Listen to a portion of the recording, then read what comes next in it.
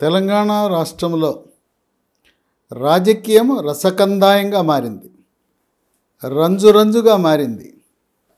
ఈసారి అసెంబ్లీ సాక్షిగా, తదుపరి నీటి ప్రాజెక్టుల సాక్షిగా బీఆర్ఎస్, కాంగ్రెస్ ఈ రెండు పార్టీలు హోరాహోరీగా డి అంటే డి, సై అంటే సై అనే విధంగా రెండు పార్టీలు ఇద్దరూ కూడా ఒకే ముహూర్తం పెట్టారు.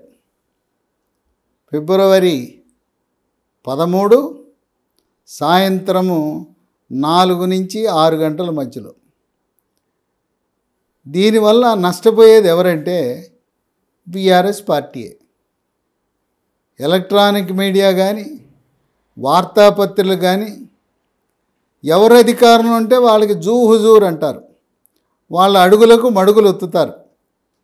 నిన్న మొన్నటి దాకా కేసీఆర్ గంటల తరబడి పత్రికా సమావేశాలు మాట్లాడినా, అసంబద్ధమైన విషయాలు మాట్లాడినా, గంట 2 గంటలు 3 గంటలు లైవ్లు ఇచ్చిన ఛానల్స్ ఇవాళ 1 నిమిషము 2 నిమిషాలు 3 నిమిషాలు ఇవ్వటానికే ఆపసోపాలు ప్రసవ వేదనలు పడుతున్నాయి.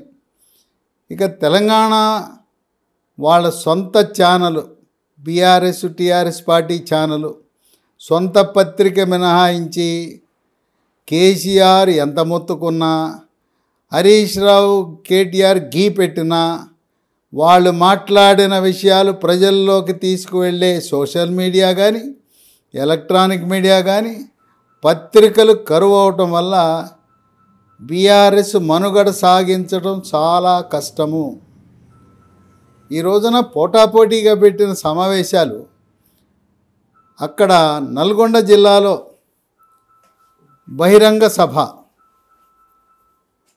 ఆ నల్గొండ జిల్లాలో బహిరంగ సభ అక్కడ ఉండే 12 అసెంబ్లీ సీట్లలో 11 కాంగ్రెస్ పార్టీ కైవసం చేసుకుంది.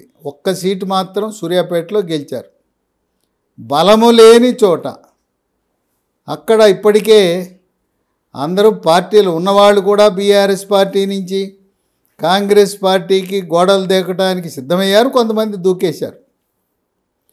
వీళ్ళు కాంగ్రెస్ ప్రభుత్వం వ్యూహాత్మకంగా కేసీఆర్ కృష్ణానదిపై ప్రాజెక్టుల గురించి మాట్లాడుతుంటే మేమేం తక్కువ తిన్నామా, మేము గోదావరి గురించి మాట్లాడతాం. గోదావరిపై ఇక్కడ కేసీఆర్ చేసిన పని అది ఒక రకంగా అవినీతిలో గిన్నీస్ బుక్ ఆఫ్ రికార్డ్స్కి ఎక్కేస్తుంది. ఆ కాళేశ్వరం ప్రాజెక్టు అనవసరంగా దాన్ని చేపట్టి 30,000 కోట్లని మొదలుపెట్టి అంచెలంచెలుగా పెంచి దాన్ని 1,30,000 కోట్ల అంచనాకు పెంచి ఇప్పటికే 95,000 కోట్లు ఖర్చు పెట్టేశారు. ఇంతవరకు ప్రపంచ దేశాల్లో నిర్మాణము జరిగిన 3 సంవత్సరాలలో ప్రాజెక్టు కుంగిపోవటం అనేది ఏ దేశంలో కూడా జరగలేదు. ఆనాడు కట్టిన శ్రీశైలం, నాగార్జున సాగర్ ఇటువంటి ప్రాజెక్టులు రాయిలాయి ఉన్నాయి. ఇది 3 ఏళ్లన్నా దాటకముందే మేడిగడ్డ ప్రాజెక్టు కుంగిపోవటం, ఇదే పరిస్థితుల్లో ఎగువనున్న సుందిళ్ళ అన్నారం ప్రాజెక్టుల గతి కూడా అంతే అంటున్నారు. కేంద్రం నుంచి వచ్చిన నిపుణుల కమిటీ, ఆనకట్టల భద్రతా వ్యవహారాలను పర్యవేక్షించే సంఘం కమిటీ వచ్చి ఇక్కడ డిజైనింగ్ లోపం ఉంది, తర్వాత నిర్మాణము చేయటానికి వాడిన మెటీరియల్, అక్కడ వాడిన కంకర, ఇసుక, సిమెంటు, ఇనుము కూడా లోపభూయిష్టమైనది, నాణ్యత లేని మెటీరియల్ వాడారని, నిర్మాణము లోపము, నిర్వహణ గురించి అసలు పట్టించుకోలేదు. ఆ విధంగా పూర్తి బాధ్యత తెలంగాణ ప్రభుత్వం, అది కూడా కేసీఆర్. పలుమార్లు చాలా గొప్పలు చెప్పుకున్నాడు మీడియాలో. కాళేశ్వరం నేనేనయ్యా, నేనే ఇంజనీర్ని, నేనే డిజైన్ చేశాను అన్నాడు. ఆయనకి ఏమి రాదు, చదువు రాయని ఆయన వెళ్ళి ప్రాజెక్టులు డిజైన్ చేస్తే ఇట్లా ఉంటాయని అర్థమవుతుంది. అసలు గత ప్రభుత్వాలు, తెలుగుదేశం ప్రభుత్వమైనా కాంగ్రెస్ ప్రభుత్వమైనా ప్రాణహిత చేవెళ్ళ అనే ప్రాజెక్ట్ని 30,000 కోట్లతో పూర్తి చేయాలనే సంకల్పంతో ఉంటే కమిషన్లకు కక్కుర్తి పడి అక్రమ సంపాదన కొరకే కాళేశ్వరం ప్రాజెక్టు నిర్మించాడనే ఆరోపణలు కేసీఆర్పై ఉన్నాయి. October 21, 2023న project కుంగిపోయింది. కుంగిపోయినప్పుడు పెద్ద శబ్దంతో బాంబు పేలినట్టు కుంగిపోయింది. ఎవరో దుష్టశక్తులని చెప్పి ఎవరి మీదో నెపం నెట్టాలని ప్రయత్నించారు. కేంద్ర ప్రభుత్వ టీము ఈ టీఆర్ఎస్ ప్రభుత్వం యొక్క అవినీతిని బట్టబయలు చేశారు. అయినా retired engineering in chief Muralidhar ఆయన పదవీ విరమణ చేసి 10 ఏళ్ల వరకు ఈ ప్రభుత్వంలో కొనసాగటము కింద మతలబేంటి అని ప్రజలు ప్రశ్నిస్తున్నారు. ఈయన కేసీఆర్కి అడుగులకు మడుగులొత్తుతాడు. తన వాటా తనకు వచ్చేస్తుంది మురళీధర్కి. అందువల్ల ఈ యొక్క ప్రాజెక్టులో ఒక ముఖ్యమైన బాధ్యత ఇంజనీరింగ్ చీఫ్గా ఉండి తెలంగాణ ప్రజలను రైతులను నట్టేట ముంచాడని ప్రజలు భావిస్తున్నారు. ఇక నీటిపారుదల కార్యదర్శి యొక్క అవినీతి భాగోతం ఇంత కాదయ్యా అంతయ్యా అన్నట్టుగా ఆ కార్యదర్శి బీహార్ వాడు. నితీష్ కుమార్ పుణ్యమా అంటూ, కేసీఆర్ పుణ్యమా అంటూ గత 9.5 సంవత్సర కాలంలో పాలనలో తెలుగు వాళ్ళకి ప్రాధాన్యత లేదు. మొత్తం బీహార్ బ్యాచ్, నితీష్ కుమార్ బ్యాచ్ ఉన్నారు. ఒక బీహార్ అధికారిని నీటిపారుదల కార్యదర్శిగా పెడితే ఆయన తన కుమార్తె పెళ్ళి ఆయన చేయలేదు, ఆయన భార్య చేయలేదు. ఒక కాళేశ్వరం ప్రాజెక్టు నిర్మించిన కాంట్రాక్టర్కి అప్పచెప్పేశాడు. ఇక నిజాం నవాబు గారి కుమార్తె ఏ విధంగా పెళ్లి జరుగుతుందో ఈయన కుమార్తె యొక్క వివాహము 50 కోట్ల రూపాయలు ఖర్చు పెట్టి కాంట్రాక్టరే పెళ్లి చేశాడు. ఫలక్నుమా ప్యాలెస్లో పెళ్ళి, నగరంలో ఉండే ఈ 5 స్టార్ హోటల్లో బస. అవన్నీ అవినీతి భాగోతం అంతా కూడా బయటకు వచ్చింది. కేంద్ర హోంశాఖ ఇప్పటికే గతంలో కాళేశ్వరం ప్రాజెక్టు నిర్మాణ సమయంలో ఉన్న నీటిపారుదల కార్యదర్శిపై లోతైన విచారణ జరిపి ఆయనపై తగు చర్యలు తీసుకోమని రాష్ట్ర ప్రభుత్వాన్ని ఆదేశించింది. ఇంతవరకు చర్యలు తీసుకోలేదు. ఆయన్ని ఎవ్వరూ తప్పించలేరు. మోదీ 3వసారి ప్రధానమంత్రి అయిన తర్వాత ఆ నీటిపారుదల శాఖ మంత్రిత్వ శాఖలో కార్యదర్శిగా ఉన్న ఆ బీహారు సీనియర్ ఐఏఎస్ అధికారి ఆయన జైలుకి వెళ్ళటం తథ్యమని చెప్పి రాజకీయ విశ్లేషకులు, నీటిపారుదల రంగ నిపుణులు, న్యాయ నిపుణులు కూడా భావిస్తున్నారు. కాళేశ్వరం ప్రాజెక్టుకి మొత్తం అప్పులు తెచ్చి కట్టారు.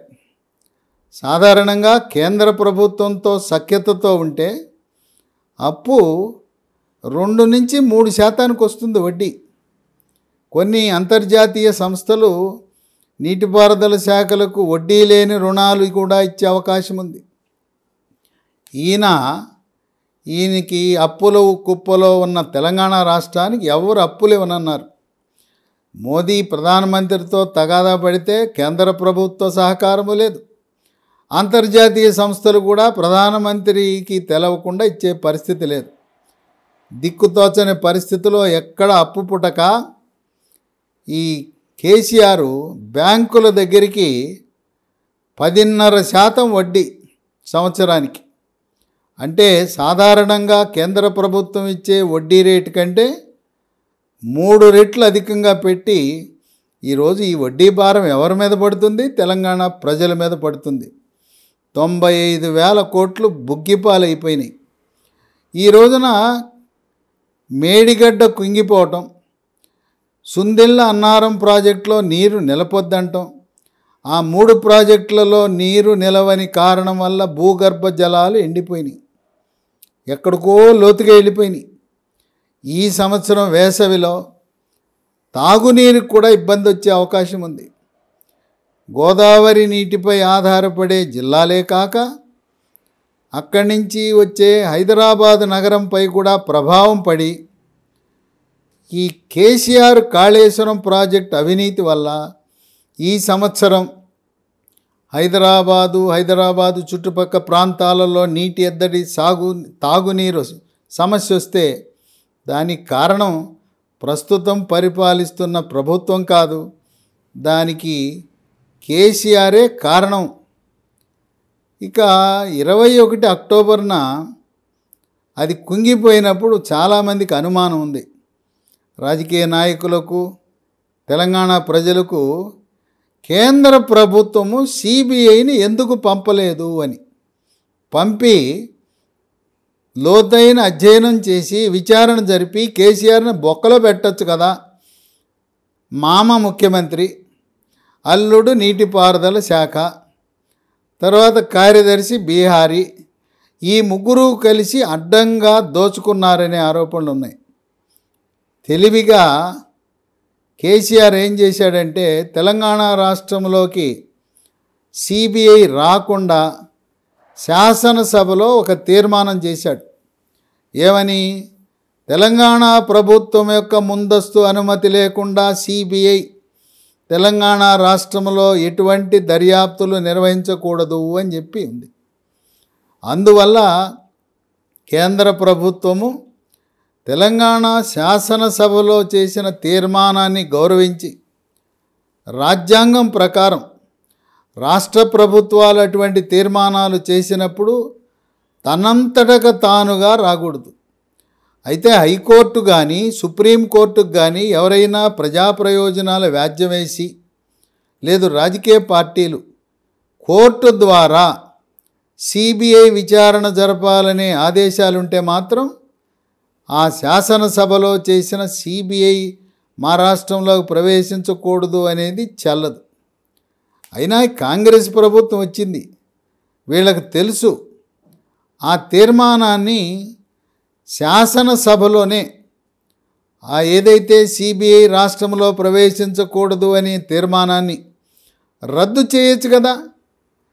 మీకు యంత్రాంగం సరిపడా ఉన్నదు కనుక సిబిఐకి అప్పచెప్పచ్చు. సిబిఐ వాళ్ళకి అనుమతి ఇచ్చే విధంగా ఇంకా అనేకమైన అవినీతి ఆరోపణలు ఉన్నాయి. గ్రేటర్ హైదరాబాద్ పరిధిలో HMDA Hyderabad metro development authority పరిధిలో ఇది ప్రపంచ స్థాయి కుంభకోణం జరిగింది. ఆశ్చర్యకరమైన విషయం, నేను ఎప్పుడూ కూడా ఎక్కడా వినలేదు, వినబోము, నభూతో నభవిష్యత్తు. ఈ తెలంగాణ ప్రభుత్వ పెద్దలు, రాజకీయ నాయకులు, అధికారులు కుమ్మక్కై ఒక రియల్ ఎస్టేట్ యజమానికి అనధికారికంగా మూసీ మీద వంతెన కట్టుకోమన్నారు. ఏదో కాలిబాటున వంతెన కాదు, కార్లు 2 వరుసల కార్లు వెళ్ళే వంతెన రాష్ట్ర ప్రభుత్వ అనుమతి లేకుండా హెచ్ఎండిఏ గ్రేటర్ హైదరాబాదు అధికారుల అనుమతి లేకుండా అనధికారికంగా ఒక పెద్ద బ్రిడ్జి మూసీ మీద నిర్మాణం చేశాడంటే ఇక్కడ 9.5 సంవత్సరాల వరకు ఇప్పటి వరకు జరిగింది ధృతరాష్ట్ర పాలన, గుడ్డి పాలన, అవినీతి పాలన, అక్రమ పాలన, అరాచక పాలన, నియంతృత్వ పాలన. కేసీఆర్ ఎవరిని కలవడు, మంత్రులను కలవడు, ఎమ్మెల్యేలను కలవడు, ఎంపీలను కలవడు, ఎవరిని కలవడు. ఆయన కేవలం సంతోష్ కుమార్, కవిత, కేటీఆర్, హరీష్ కుటుంబ సభ్యులనే కలుస్తాడు. ఈ కేసీఆర్కున్న అహంభావం నయా నిజాముని తలపించే విధంగా ఉందని ఈ రోజున తెలంగాణ ప్రజలు భావిస్తున్నారు. కేసీఆర్ యొక్క ఓటమి అది ప్రజలు పట్టుబట్టి కేసీఆర్ను ఓడించాలి, కేసీఆర్ని గద్దె దింపాలి. గద్దె దింపాలంటే ఆఖరి నిమిషంలో నవంబర్ వచ్చేసరికి వాళ్ళు కాంగ్రెస్ పార్టీనా బీజేపీనా ఎవరైతే దింపగలరని ఆలోచన చేశారు. ఇది కాంగ్రెస్ పార్టీ విజయంగా భావించకూడదు. మనం తెలంగాణ ప్రజలు కేసీఆర్ని గద్దె దింపాలి. ఎవరైతే ఆయన దింపే శక్తి ఉందని ఊహించుకున్నారు, ప్రజల్లో చూశారు. కాంగ్రెస్ పార్టీ అయితే కేసీఆర్ని గ్యారంటీగా గద్దె దింపగలదని చెప్పి ప్రజలు, తెలంగాణ ప్రజలు కాంగ్రెస్ పార్టీకి ఓటేసింది కాదు. అది కేసీఆర్ పోవాలి, ఒక నియంత పాలన పోవాలి. మళ్ళీ ఆ రోజున రజాకారుల పాలన, గడీల పాలన తలపించే విధంగా ఉంది కేసీఆర్ పాలన. కేసీఆర్ అనేక మంది పాత్రికేయులను అహంభావంతో, అహంకారంతో వాళ్ళను తిట్టడం, దూషించటం, అవమానపరచటం, అలాగే కొన్ని టీవీ ఛానల్ను కూడా నీ కథ తేలుస్తా, నీ సంగతి తేలుస్తానని ప్రజాస్వామ్యంలో అది 4వ స్తంభమైన ఈ మీడియాను కూడా బెదిరించి, అదిరించి మీ అంతు చూస్తానని అనటం సమంజసమా? కనుక కేసీఆర్ సెల్ఫ్ గోల్ వేసుకున్నాడు. ఈరోజు సమాంతరంగా సమావేశం పెట్టి నల్గొండ జిల్లాలో బీఆర్ఎస్ పార్టీయే లేదు. నాయకులు అప్పటికే కొంతమంది గోడలు దూకారు, మిగతా వారు దూకటానికి కాంగ్రెస్ సిద్ధంగా ఉన్నారు. అక్కడ ఆపసోపాలు పడుతున్నారు. డబ్బులు ఇచ్చి, మందు పోసి, బిర్యానీ పొట్లాలు ఇవన్నీ పెట్టి తెచ్చినా అసలు అక్కడ సభ జరిగినప్పుడు ప్రజలకు వెళ్ళదు. ఎందుకంటే మీడియా వాళ్ళు కేసీఆర్ దగ్గరికి వెళ్ళాలంటే ఏమో కాంగ్రెస్ ప్రభుత్వానికి, రేవంత్ రెడ్డికి ఆయన కోపం వస్తుందని ఎందుకు వెళ్తారు, వెళ్ళరు. ఇంకోటి, కేసీఆర్ తెలంగాణ ప్రజలను అవమానపరిచే విధంగా ఆయన నిన్న శాసనసభలో సాగునీటి ప్రాజెక్టుల గురించి చర్చ జరుగుతుంటే నువ్వు ప్రతిపక్ష నాయకుడిగా ఉండి కుర్చీ ఖాళీ చేశాడు. అక్కడ కుర్చీలో ప్రతిపక్ష నాయకుడు లేడు. కేసీఆర్ శాసనసభకు వెళ్ళలేదు. ఆయన స్థానంలో మరొక ఎమ్మెల్యే వచ్చి కూర్చున్నాడు. నిన్న 12వ తారీఖు శాసనసభకు వెళ్ళటానికి సమయము లేని, ఓపిక లేని కేసీఆర్ నల్గొండ సభకి వెళ్ళటము ద్వారా తెలంగాణ ప్రజలను అవమానపరిచాడని చెప్పి కాంగ్రెస్ పెద్దలు, ప్రజలు కూడా భావిస్తున్నారు. నీది ఏదైనా ఉంటే కాళేశ్వరం ప్రాజెక్టు కుంగిపోయిన తర్వాత కేసీఆర్ నోటంబట ఒక్కసారి కూడా వివరణ అనేది రాలేదు. ఈరోజు కూడా కృష్ణా ప్రాజెక్టుల విషయంలో రేవంత్ రెడ్డి, కాంగ్రెస్ ప్రభుత్వం చిత్తశుద్ధితో ఉన్నది. ప్రాజెక్టులు కేంద్రానికి అప్పజెప్పారని బీఆర్ఎస్ పార్టీ బుకాయించి సెంటిమెంట్ రెచ్చగొట్టి పార్లమెంట్లో 1-2 సీట్లు గెలుచుకోవాలని ప్రయత్నిస్తూ ఉంది. తెలంగాణ ప్రజల యొక్క తీర్పు రాబోయే ఎన్నికల్లో బీఆర్ఎస్ పార్టీ ఒక్క సీటు కూడా గెలిచే పరిస్థితి లేదు. దేశమంతా జై శ్రీరామ్ అని నినాదం మారుమోగుతుంటే 10 నుంచి 12 సీట్లు భారతీయ జనతా పార్టీ గెలుచుకుంటుంది. ఒక 3-4 సీట్లు కాంగ్రెస్ పార్టీకి వచ్చే అవకాశం ఉంది. ఖమ్మం, నల్గొండ, మహబూబాబాద్ ఈ 3 పార్లమెంట్ నియోజకవర్గాలు కాంగ్రెస్ గెలుచుకుంటుంది. ఎంఐఎంకి ఒకటి ఉంది. ఇక ఎంఐఎం విషయానికి వస్తే వాళ్ళు ఎప్పుడూ అధికార పార్టీకి అనుకూలంగా ఉంటారు. ఆది నుంచి ఎన్టీ రామారావు ఉన్నప్పటి నుంచి, చెన్నారెడ్డి ఉన్నప్పుడు, ముఖ్యమంత్రిగా ఉన్నప్పుడు నెల రోజుల పాటు నాదెళ్ల భాస్కరరావు ముఖ్యమంత్రి అయితే ఆ నాదెళ్ల భాస్కరరావు పంచం చేరారు ఎంఐఎం వాళ్ళు. చేరి అప్పట్లో ప్రైవేట్ మెడికల్ కాలేజీ లేవు ఉమ్మడి రాష్ట్రంలో. నాదెళ్ల భాస్కరరావు నెల రోజులు ముఖ్యమంత్రిగా ఉంటే డక్కన్ మెడికల్ కాలేజ్ తీసుకున్నారు. ఎవరికి అప్పుడు ప్రైవేట్ మెడికల్ కాలేజీ లేవు. ఆ ఒక్క డక్కన్ మెడికల్ కాలేజీ మీద 1984 నుంచి నేటి వరకు ఈ ఎంఐఎం పార్టీ వాళ్ళు వేల కోట్లు సంపాదించారు. ఆ విధంగా వాళ్ళదంతా వ్యాపారమే. ఎంఐఎం పార్టీ అంటే వ్యాపారం, వాళ్ళ వ్యాపార ప్రయోజనాలు. సంస్థలు అక్కడ బడాబాబులకు, ధనిక ముస్లిములకు తప్పనిచ్చి ఆటో డ్రైవర్లు, లేదంటే మోటార్ ఫీల్డ్లో ఉన్న పేద ముస్లింలకు వాళ్ళ మెడికల్ కాలేజ్ కానీ వాళ్ళ సంస్థల్లో సీట్లు అనేది ఇవ్వరు. క్రమేణా వాలకం చూస్తుంటే ఎంఐఎం పార్టీ కేసీఆర్ని టీఆర్ఎస్ని వదిలేసి కాంగ్రెస్ పార్టీతో జతకట్టే పరిస్థితి కనపడుతూ ఉంది.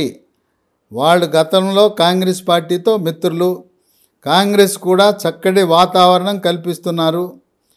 ప్రోటెం స్పీకర్గా అత్యంత సీనియరు, వయసు పరంగా పెద్దవాడు పోచారం శ్రీనివాసరెడ్డిని ప్రోటెం స్పీకర్గా పెట్టకుండా అక్బరుద్దీన్ ఓవైసీని ఎప్పుడైతే పెట్టారో ఎంఐఎం పార్టీ వాళ్ళని దూవుతున్నారు.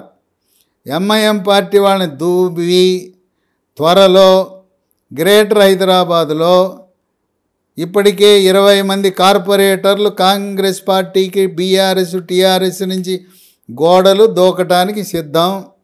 త్వరలో బీఆర్ఎస్ మేయరు విజయలక్ష్మి కేశవరావు కుమార్తె, ఆమె పదవిని కోల్పోయిన ఆశ్చర్యము లేదు.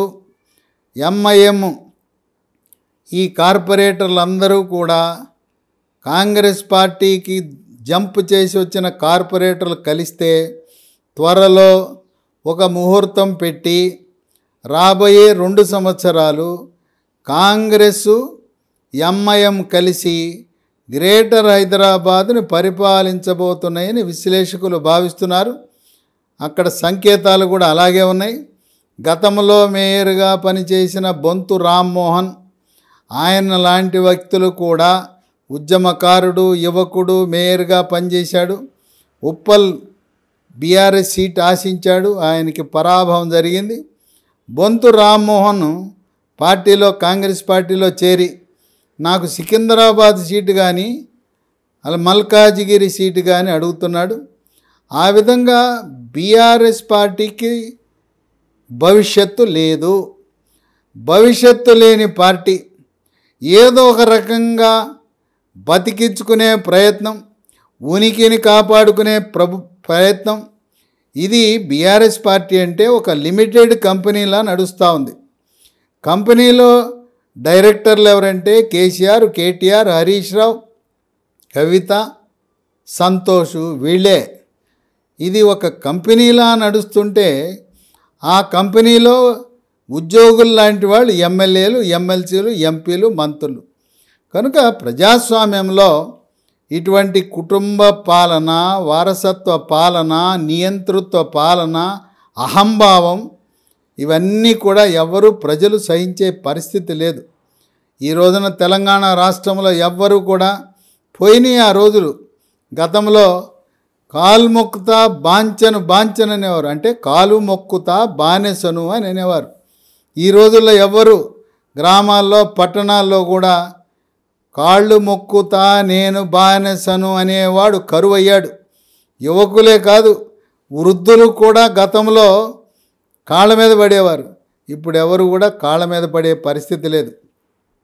కేసీఆర్ ప్రజలను మభ్యపెట్టడము, తప్పుదారి పట్టించటము, తప్పుడు సమాచారం ఇవ్వటము, మీడియాని దుర్వినియోగం చేసుకోవడంలో సిద్ధహస్తుడు.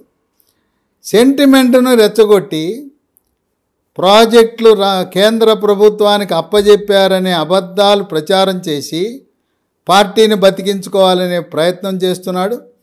కాంగ్రెస్ ప్రభుత్వము తెలంగాణలో ప్రాజెక్టులు కేంద్ర ప్రభుత్వానికి అప్పజెప్పలేదు, అది అవాస్తవము. పైగా గమనించవలసిన విషయం, ప్రధానమంత్రి మోదీ తెలుగు రాష్ట్రాలను 2 కళ్ళులా చూస్తాడు, కుడి కన్ను ఎడమ కన్ను. కుడి కన్ను ఆంధ్రప్రదేశ్ అయితే ఎడమ కన్ను తెలంగాణ రాష్ట్రం. ఈ రాష్ట్రాల్లో నివసించే వాళ్ళు, తెలంగాణ రాష్ట్రంలో 1 కోటి మంది ప్రజలు ఆంధ్ర ప్రాంతం నుంచి వలస వచ్చి 25% మంది ఇక్కడ ఉన్నారు.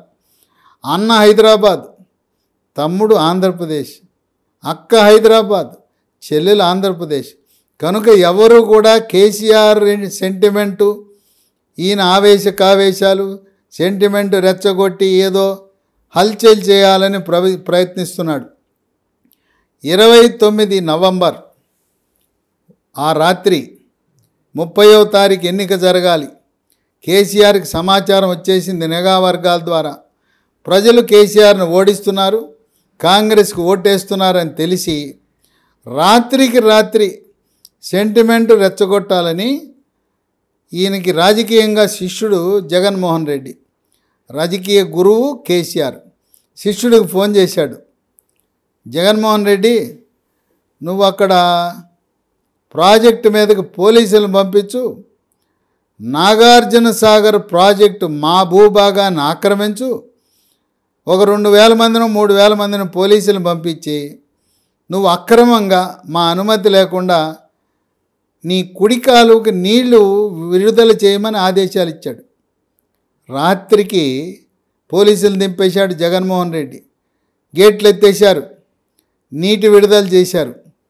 అంటే ఏంటంటే నీటి తగాదాలు వస్తాయని చెప్పి ఆంధ్ర ముఖ్యమంత్రి, ఆంధ్ర ప్రభుత్వం మన జలాలను అక్రమంగా తరలించుకుపోతున్నారు, మన ప్రాజెక్ట్ని వాళ్ళ పోలీసులు కబళించేశారని ప్రజలకు సంకేతం ఇచ్చి సెంటిమెంటు రెచ్చగొట్టి ఏదో రకంగా గెలవాలని ప్రయత్నించాడు. అయితే దురదృష్టవశాత్తు 29 రాత్రి జరిగిన సంఘటన ఎన్నికల్లో ఎవరికీ తెలవదు, ఇప్పుడు కూడా కొంతమందికి తెలవదు. రాజకీయంగా జగన్మోహన్ రెడ్డిని ప్రోత్సహించి చంద్రబాబు నాయుడు ఓటమికి సహకరించాడు. ఇప్పుడు 2 టీములు ఏర్పడినాయి. జగన్మోహన్ రెడ్డి గురువు కేసీఆర్, రేవంత్ రెడ్డి రాజకీయ గురువు చంద్రబాబు నాయుడు. ఇక్కడ రేవంత్ రెడ్డి విజయంలో చంద్రబాబు నాయుడు తెలుగుదేశం పార్టీ కీలక పాత్ర పోషించింది. అది నేను చెప్పటం కాదు. మంత్రిగా ఉన్న పొంగులేటి శ్రీనివాసరెడ్డి ఈరోజు మంత్రి అయిన తర్వాత ఖమ్మం వెళ్ళి, ఖమ్మంలో తెలుగుదేశం పార్టీ కార్యాలయానికి వెళ్ళి అక్కడ హృదయపూర్వకంగా తెలుగుదేశం నాయకులను, కార్యకర్తలను, ఎన్టీఆర్ అభిమానులను వాళ్ళని అభినందిస్తూ ధన్యవాదాలు తెలియజేస్తూ ఆయన చంద్రబాబు నాయుడుకు కూడా పత్రికాముఖంగా ఖమ్మం, నల్గొండ జిల్లా, తెలంగాణ జిల్లాల్లో తెలుగుదేశం పార్టీ మాకు మద్దతు ఇచ్చి ఈ గెలుపుకి మీది కూడా భాగస్వామ్యం ఉందని బహిరంగంగా ప్రకటించాడు. అందువల్ల రేవంత్ రెడ్డి రాజకీయ గురువే కాకుండా వాళ్ళ అధికారంలోకి రావటానికి ప్రత్యక్షంగా కాకపోయినా పరోక్షంగా, ముఖ్యంగా నల్గొండ, ఖమ్మం జిల్లాలో ఇంత భారీ మెజారిటీలు రావటానికి తెలుగుదేశం పార్టీ మద్దతే కారణమని విశ్లేషకులు భావిస్తున్నారు. రేవంత్ రెడ్డి తెలంగాణ ముఖ్యమంత్రి. రేపు జరగబోయే పార్లమెంట్ ఎన్నికలతో పాటు ఆంధ్రప్రదేశ్లో శాసనసభ ఎన్నికలు జరిగితే ప్రస్తుత పరిస్థితుల్లో జనసేన, తెలుగుదేశం పార్టీ, బీజేపీ పొత్తులో ఉన్నాయి. ఆ కూటమి ఘన విజయం సాధించబోతూ ఉంది. 2014లో గెలిచిన విధంగా చంద్రబాబు నాయుడు ముఖ్యమంత్రి కాబోతున్నాడు. చంద్రబాబు నాయుడు ముఖ్యమంత్రిగా ఆంధ్రప్రదేశ్లో, రేవంత్ రెడ్డి తెలంగాణలో ఉంటే చక్కగా సఖ్యతతో ఎవరికీ నష్టం లేకుండా ఉభయతారకంగా ఈ నీటి వాటాలు, పంపకాలు ప్రాజెక్టుల వారీగా జరుగుతాయి. ప్రధానమంత్రి మోదీ కూడా ఆలోచించి ఇప్పటివరకు మనకి కృష్ణానదిపై నియమించిన ట్రిబ్యునల్స్ అన్నీ కూడా 3 రాష్ట్రాలకు సంబంధించిన ట్రిబ్యునల్, కర్ణాటక, మహారాష్ట్ర, ఉమ్మడి ఆంధ్రప్రదేశ్కి సంబంధించిన ట్రిబ్యునల్లే. ఆంధ్రప్రదేశ్కి బచావత్ ట్రిబ్యునల్ మనకి 811 టీఎంసీల నీటిని ఇవ్వటం జరిగింది. ఈ 811లో ఏ ప్రాజెక్టుకి ఎన్ని టీఎంసీల నీరు ఇవ్వాలనేది ఎక్కడ విభజన లేదు. తర్వాత తెలంగాణ రాష్ట్రం కేసీఆర్, కేంద్ర ప్రభుత్వం మీకు 299 ఇస్తాం తీసుకోమంటే సరే అని బుర్రూపొచ్చాడు. ఆయన ముఖ్యమంత్రిగా ఉన్న 9.5 సంవత్సరాలు కేసీఆర్ 299 టీఎంసీలకు అంగీకరించారు, లిఖితపూర్వకంగా రాసిచ్చారు. 512 టీఎంసీలు ఆంధ్ర ప్రాంతానికి, ఆంధ్రప్రదేశ్కి వెళ్తాయి. ఇప్పుడు తెలంగాణలో ఉండే రైతులు మాకు 299 చాలవు, ప్రాజెక్టుల వారీగా నీటి కేటాయింపులు జరపాలి, ఈ 512 కాకుండా ఆ ఉమ్మడి ఆంధ్రప్రదేశ్కు కేటాయించిన 811 ప్రాజెక్టుల వారీగా కేటాయించమని కోరుతున్నారు రైతులు. దానికి ప్రధానమంత్రి మోదీ చక్కగా స్పందించి ఆయన ఒక కొత్త ట్రిబ్యునల్ని నియమించాడు.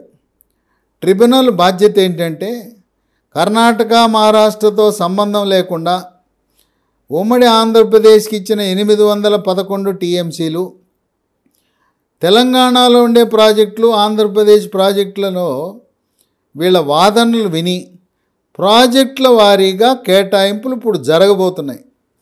కనుక కేసీఆర్ ఎన్ని సెంటిమెంట్లు రెచ్చగొట్టాలని ప్రయత్నించినా విఫల యత్నమే. 39 మంది ఎమ్మెల్యేలలో 30 మంది గోడలు దూకి కాంగ్రెస్ పార్టీలో చేరబోతున్నారు. పార్లమెంట్ ఎన్నికల్లో ఒక్క సీటు కూడా గెలిచే అవకాశము టీఆర్ఎస్ బీఆర్ఎస్కి లేదు. ఈ బీఆర్ఎస్ పార్టీని ఎందుకయ్యా పేరు మార్చావు, మనకు శని చుట్టుకుందని కార్యకర్తలు శ్రేణులు భావిస్తున్నారు. అది విన్న కేసీఆర్ సరే కార్యకర్తలు బీఆర్ఎస్ అంటే మనకి శని పట్టుకుంది, టీఆర్ఎస్ కావాలంటున్నారు, పేరు కూడా మార్చే పరిస్థితి ఉంది. ఎన్ని ఆపసోపాలు పడినా పిల్లి మొగ్గలేసినా ఈ బీఆర్ఎస్ పార్టీ రాబోయే పార్లమెంట్ ఎన్నికల్లో 0, 2028లో నియోజకవర్గాల పునర్విభజన జరుగుతుంది. 119 సీట్లలో 153 సీట్లు అవుతాయి. బౌండరీలు మారుతాయి. తర్వాత 33% మహిళా రిజర్వేషన్లు అమలవుతాయి. ఇప్పుడున్న పరిస్థితుల్లో కేసీఆర్ రోజు రోజుకి ఆయన ఆరోగ్యం సహకరించదు, వృద్ధాప్యం మీదపడుతుంది. అందువల్ల బీఆర్ఎస్ పార్టీకి మనుగడ లేదని చెప్పి పెద్ద ఎత్తున కాంగ్రెస్ పార్టీలో చేరటానికి గ్రామ, మండల, నియోజకవర్గ, జిల్లా, రాష్ట్ర స్థాయి నాయకులు క్యూలు కడుతున్నారు. ఇప్పుడున్న టీఆర్ఎస్ బీఆర్ఎస్ పార్టీలు ఉన్నదంతా కూడా తెలుగుదేశం పార్టీ నాయకులు. వాళ్ళు తెలుగుదేశం నుంచి టీఆర్ఎస్ బీఆర్ఎస్కి వచ్చారు. ఇప్పుడు మళ్ళీ కాంగ్రెస్ పార్టీకి వెళ్ళటానికి రంగం సిద్ధం చేసుకున్నారు. కనుక ఈరోజు నల్గొండలో జరగబోయే సభ అది ఒక విఫలయత్నమే. ఎందుకంటే మేడిగడ్డ దగ్గర శాసనసభ్యులు, శాసన మండలి సభ్యులు, మంత్రులందరూ సందర్శించిన తర్వాత ఉత్తమ కుమార్ రెడ్డి స్లైడ్లు చూపిస్తూ అక్కడ వివరాలు మేడిగడ్డ కాళేశ్వరం ప్రాజెక్టు గురించి సవివరముగా మీడియాతో పాటు ఎన్నికైన ప్రజాప్రతినిధులు కూడా వివరిస్తే ఇంకా ఈ బీఆర్ఎస్ పార్టీ అవినీతి పార్టీ, అరాచక అక్రమ పార్టీ అడ్రస్ లేకుండా పోతుందని విశ్లేషకులు భావిస్తున్నారు. కేసీఆర్కి రేవంత్ రెడ్డికి ఉన్న తేడా ఏంటంటే రేవంత్ రెడ్డి ఈనాటికి కూడా ఆయన విద్యార్థి దశలో ఏ విధంగా అందరితో సఖ్యతతో పిలిచినా పలికే వ్యక్తిగా ఆ విధంగా ఇలా కొనసాగుతున్నాడు. అహంభావం లేదు. రోడ్డు మీద నడుస్తూ ఉండగా ఎవరైనా మాట్లాడినా మాట్లాడతాడు. అతను నిజమైన ప్రజాప్రతినిధిగా ప్రజలకు, నాయకులకు అందుబాటులో ఉన్నాడు. ఆయన కాంగ్రెస్ నాయకులకే కాదు, కమ్యూనిస్టులకు, అలాగే బీఆర్ఎస్ పార్టీ నాయకులు ఎవరెళ్ళినా కూడా రేవంత్ రెడ్డి కలవటానికి సిద్ధంగా ఉన్నాడు. అలాగే ఏదైనా విషయ పరిజ్ఞానం లేకపోతే అతను మంత్రిగా పనిచేయలేదు, చిన్న వయసులో ముఖ్యమంత్రి అయ్యాడు.